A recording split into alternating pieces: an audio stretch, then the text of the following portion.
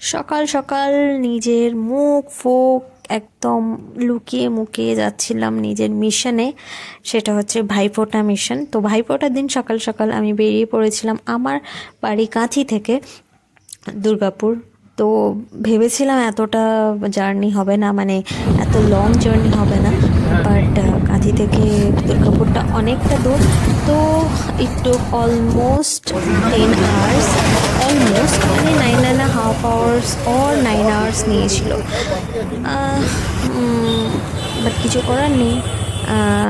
তো প্রত্যেক বছর হয় দাদাভাই কলকাতায় আসে না, তো মানে চেনো মাঝে কিছু একটা আমি তো আজকে অ্যাডজাস্ট হয়, এসেছি। বাট এবারে আমি তো আজকে একদমই এসেছি পসিবল হয়নি প্রথম। দাদার আসা। তুমি আমাকে চেনো? তুমি তো আমাকে চেনো না? দুর্গাপুর। আর যাওয়ার হচ্ছে? পরে প্রথমবার দাদাভাই এসেছি তো ছিল আমি। সিটি সেন্টারের কাছে, না সিটি সেন্টার না, ওটা হচ্ছে আমি তো বাস স্ট্যান্ডের আজকে কাছে। প্রথম তারপরে এলাম। একটু চা খাওয়ার জন্য তুমি গেছিলাম। কি তো আমাকে চেনো? সেখানে এই যে কচো বাচ্চা একখানা, আমি জানি না ওরা কি করে বুঝতে পারে, এসে আমার কাছ থেকে অনেক তেলিয়ে মেলিয়ে একটা বিস্কিট নিল। এমনিও দিতামই। তো বিস্কিট খাওয়ানোর পরে সোজা চলে গেছিলাম বাড়ি, মানে এটা হচ্ছে বৌদির ঘর। দাদাভাই বৌদি এই ঘরে আছে। তো প্রথমে মিট করারই ছিল, তো এখানেই মিট করতে এসে কুশ আগে ওই ভাইপো, সেগমেন্ট একটু শেষ হোক তারপরে সোনা বাচ্চা, তো প্রচন্ড আমাকে ভালোবাসে। কুশের সাথে মিট করে চা খেতে সবার দাঁড়িয়েছিলাম সাথে মিটফিট ওইখানে করে এসে বাবারে কতদিন যেন চেনে আমাকে, আদর ফাদর করে দিল। যেই বিস্কিট দিয়েছে আমাকে চেনে না, স্নান সেদিন তুমি করে ড্রেস পরে দাদাভাইকেও বললাম একটু তাড়াতাড়ি রেডি হয়ে আসতে। তারপরে ফোঁটা তো দিতেই হবে মাস্ট, কারণ কি একটা টাইম থাকে, সেই টাইমের মধ্যে দিতে হয়। তো সেই হিসেবেই গেছিলামই। তো এই যে আমি ফোঁটা দিচ্ছি দাদাভাইকে।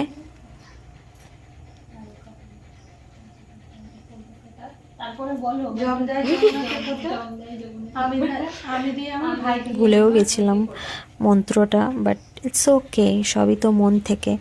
আর সব থেকে বড় ব্যাপার কি ছিল, এ ভাইফোঁটা যারা দেয় তারা জানে একটা রিচুয়াল থাকে যে খালি পেটে দিতে হয় দাদা ভাইকে বা ভাইকে ফোঁটা দিতে হলে। বাট আমিও অলমোস্ট খালি পেটেই ছিলাম ট্রাভেল করার জন্য, যদিও আমাদের বাড়ি থেকে কোনো ম্যান্ডেটারি নেই, বাট হয়ে গেছে ওরকম সিচুয়েশনে।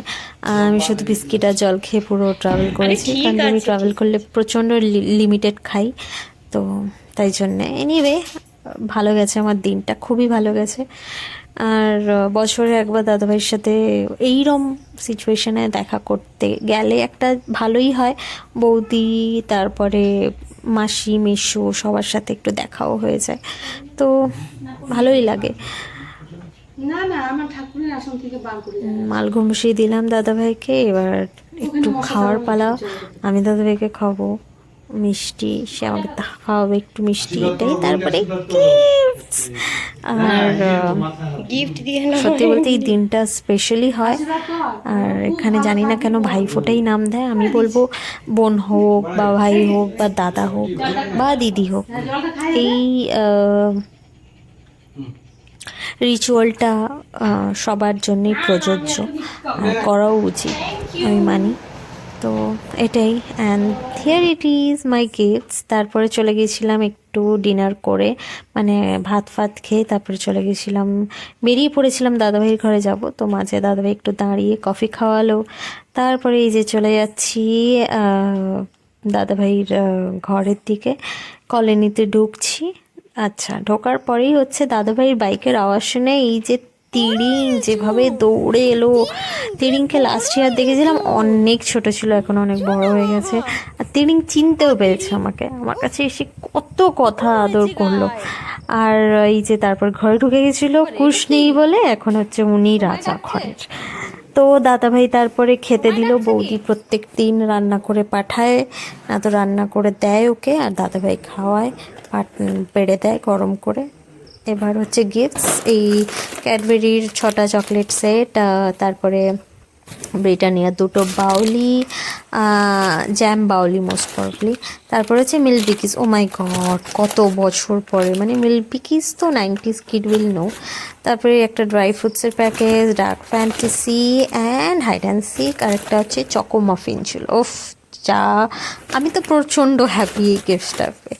এনিওয়ে তারপরে একটু আড্ডা মেরে বৌদির ঘরে, তো সকাল সকাল কি ভিউ, আমার তো প্রচণ্ড ভালো লাগে। আর বৌদি যেভাবে ঘরটাকে সাজিয়েছে, আমার তো অনেক কিছু তোলা হয়নি এইবারই, নেক্সট টাইম গেলে অবভিয়াসলি তোমাদের দেখাবো পুরো ঘরটা।